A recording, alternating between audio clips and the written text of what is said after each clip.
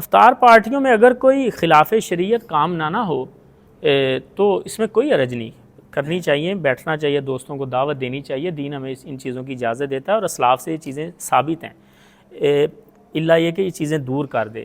سیدنا عبد الرحمن بن عوف رضی اللہ تعالیٰ عنہ کا بڑا خوبصورت ایک واقعہ ہے۔ ان کے سامنے دسترخوان لگا ہوا افطاری کے وقت، بڑا بھرا ہوا دسترخوان، اللہ اکبر، وہ دسترخوان کو دیکھ کے انہوں نے رونا شروع کر دیا۔ کہتے کہ میرے وہ دوست جو ایمان میں بھی مجھ سے زیادہ تھے، تکلیفیں بھی انہوں نے مجھ سے زیادہ برداشت کی، جیسے کہ حضرت حمزہ احد میں شہید ہو گئے، میرا وہ دوست مصعب جو احد میں شہید ہو گیا، انہوں نے یہ نعمتیں دیکھی بھی نہیں ہیں۔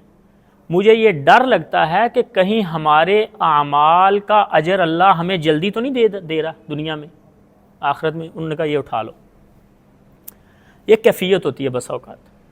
لیکن یہاں سے ایک اور بھی چیز نکلتی ہے کہ پہلے وہ چیزیں دسترخوان پہ آتی تھیں، اور سیدنا ابو ہریرہ رضی اللہ تعالیٰ عنہ کو جب اللہ رب العزت نے فراوانی دی تو ریشم کے رومال کے ساتھ ناک صاف کرتے ہوئے ایسے پھینکا، اور یاد آ گیا سیدنا مصعب رضی اللہ تعالیٰ عنہ والا واقعہ۔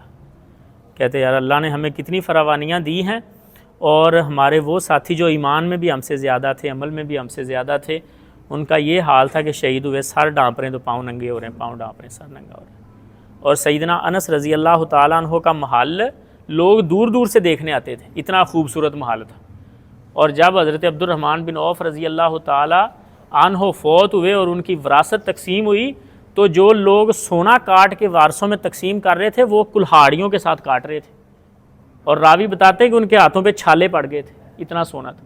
یعنی اللہ رب العزت اگر آپ کو دنیا اور اس کی نعمتیں دے تو ان کو قبول کریں، شکر ادا کریں، اور اس چیز کا خیال کریں کہ یہ نعمتیں ہمیں دین سے دور نہ کر دیں، بس یہی مطلوب ہے۔ نعمتوں کو چھوڑ دینا یہ مطلوب نہیں ہے۔ وَأَمَّا بِنِعْمَةِ رَبِّكَ فَحَدِّثْ، نعمت ہے تو وہ نظر آنی چاہیے، آپ کے دسترخوان پہ بھی نظر آنی چاہیے، آپ کے کپڑوں سے نظر آنی چاہیے، آپ کے اخلاق سے، آپ کے رشتہ داروں کو ملنے سے، آپ کی سواری سے وہ نظر آنی چاہیے۔ واللہ اعلم۔